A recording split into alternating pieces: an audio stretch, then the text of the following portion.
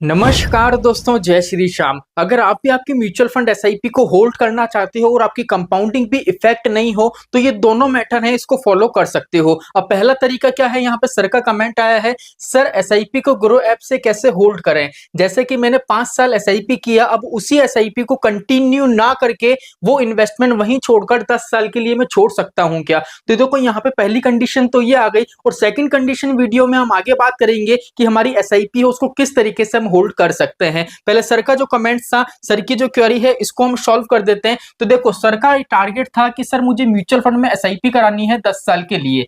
ठीक है, अब सर ने क्या करा, यहाँ पे मिनिमम 5 साल के लिए एसआईपी पे कर दी। जैसे फॉर एग्जांपल हम मानते हैं सर की जो एसआईपी है 10,000 रुपए की है।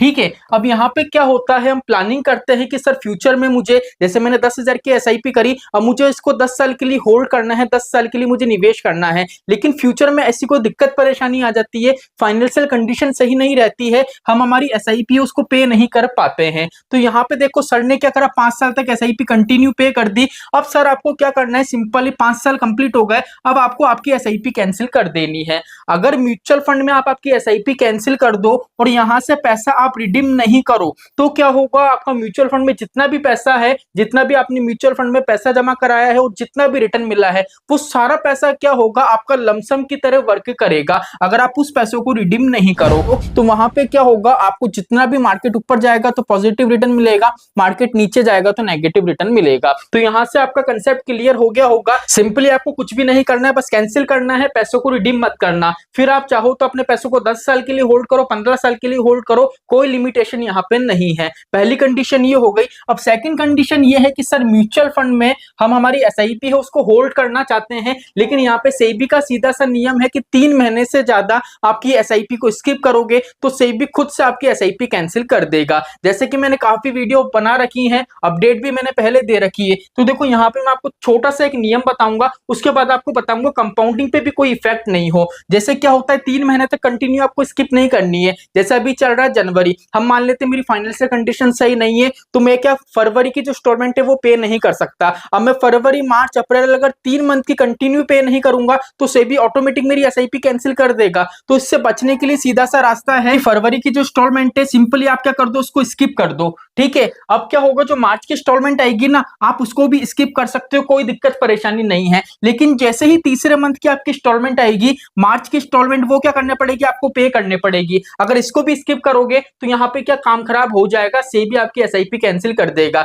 इसलिए टारगेट यही रखो, अगर आप पे नहीं कर सकते हो तो यहाँ पे 2 महीने की स्किप करो, फिर 1 महीने की पे करो, फिर 2 महीने की स्किप करो, फिर 1 महीने की पे करो। तो यहाँ पे क्या होगा, आपकी एसआईपी हो उसको होल्ड पे आप चढ़ा सकते हो। लेकिन सर कुछ ऐसा तरीका बताओ जिससे कंपाउंडिंग पे इफेक्ट नहीं हो, बिकॉज म्यूचुअल फंड में अगर मेरा टारगेट 10 साल का है, 15 साल का है, अगर मैं अभी के टाइम में मेरी एसआईपी है उसको स्किप कर देता हूं, जैसे आपकी 500 रुपए की एसआईपी है, तो फ्यूचर में जाके वो 500 रुपए की एसआईपी अगर उसकी कंपाउंडिंग देखोगे तो वो भी हजारों में आपको इफेक्ट दिला सकती है। तो यहाँ पे सीधा सा लॉजिक यही है, जैसे हम मानते हैं कि आपके पर्टिकुलर 5,000 रुपए की एसआईपी है, हम मान लेते हैं आपके पोर्टफोलियो में 2 फंड है और 2,500 रुपए की हमारी एसआईपी है। तो सिंपली आपको क्या करना है, अगर आपकी कैपेबिलिटी नहीं है पे करने की, तो वहां पे आपको ये देखना है कि आपने जिस फंड में निवेश करा है उसका मिनिमम एसआईपी अमाउंट कितना है। कुछ फंड्स होते हैं जो 100 रुपए की मिनिमम एसआईपी देते हैं, कुछ फंड्स होते हैं जो 500 रुपए की मिनिमम एसआईपी देते हैं। आपको चेक करना है, अगर आपका फंड 100 रुपए की परमिशन देता है तो वहां पे आपको एडिट करना है और आपकी जो एसआईपी का अमाउंट है उसको मिनिमम करके 100 रुपए कर देना है, बिकॉज 100 रुपए तो आप इजिली पे कर दोगे।